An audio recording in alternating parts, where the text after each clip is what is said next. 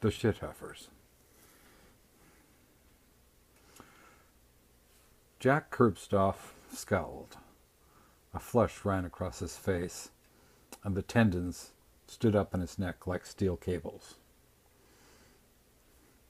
Get your elbows off the table. Tommy Curbstoff, 15, made an elaborate show of the difficulty this act presented him. His arms dropped to his side, lead weights. His chair propelled with a loud scraping sound, a foot back against the honey pine laminate.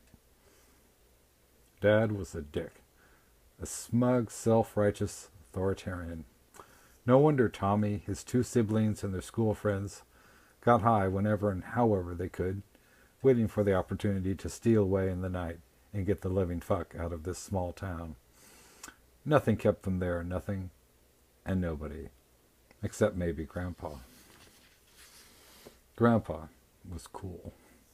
Tommy loved Gramps' war stories, the way they wandered, meandered, and led almost invariably to an ambush by the Kong, followed by bloodshed, mutilation, and the strange, awesome drugs the soldiers in Vietnam had swallowed like popcorn, just to keep a grip on their sanity.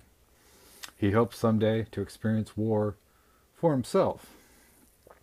Maybe he would gain the courage to stand up to his dad, having seen action, face death, laying face down in the pudding-like muck that had once been his best friend.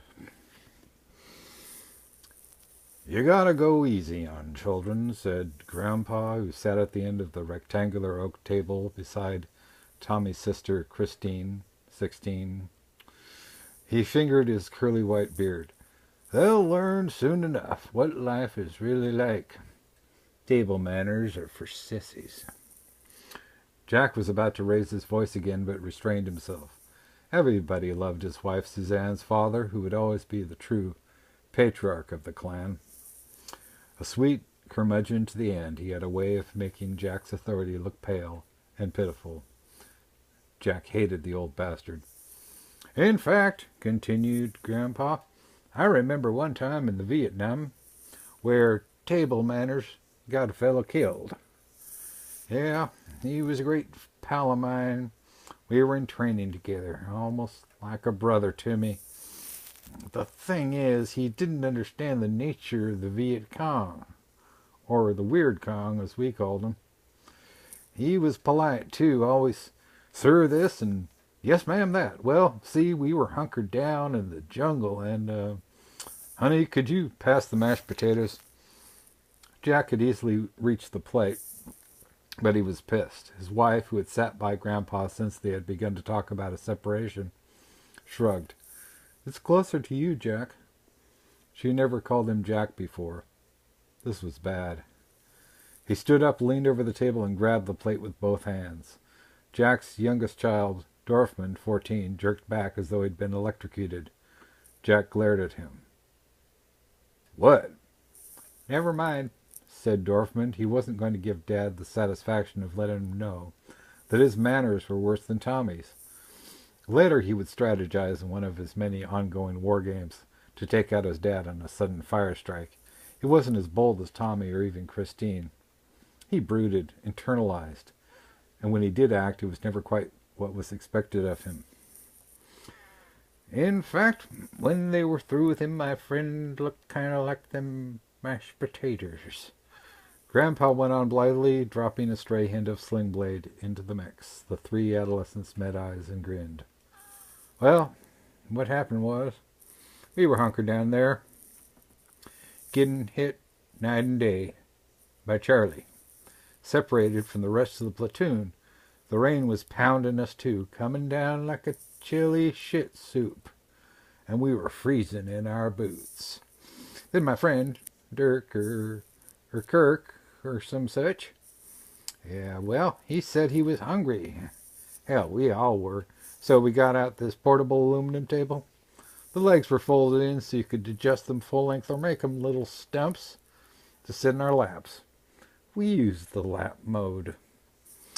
As long as we all kind of pushed in together and acted like vegetation, them Kong couldn't see us, but not Dirk. See, Kirk. See, he had the table manners. Fact is, his daddy used to beat him with a razor strop if he put his elbows on the table. So he leaned back, elbows out. Well, sir, Kirk's elbows were so white, pale and shiny, they caught one of them Kong's flares like a damn mirror. Next thing you know, boom, rocket attack. Kirk was mush, and so were the rations. We didn't eat that night or the 3 days to follow, if you don't count rat jerky.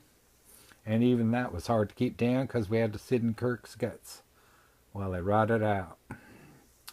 With a resounding clatter, Jack dropped his fork and knife on his plate. Okay, I'm going to say it, and I'm not going to apologize. I know I'm none too popular here, but damn it, this is still my house, and I'm still the head of this household. And I happen to think Grandpa's stories are inappropriate for children, not to mention dead wrong for the dining table. Do we really need to hear about people being blown to kingdom come, rat jerky, what a grenade can do your face while you're eating, or frankly any time? Or what a bullet can do to your ass? Grandpa picked up the thread. Which reminds me of another story. Jack spluttered. His face now resembled boiled crab. I want to hear, said Tommy. Me too, said Christine. Sounds cool, added Dorfman. Then if you all don't mind, I will be in my study. Jack pushed his chair back from the table, stood up, and stormed out of the living room.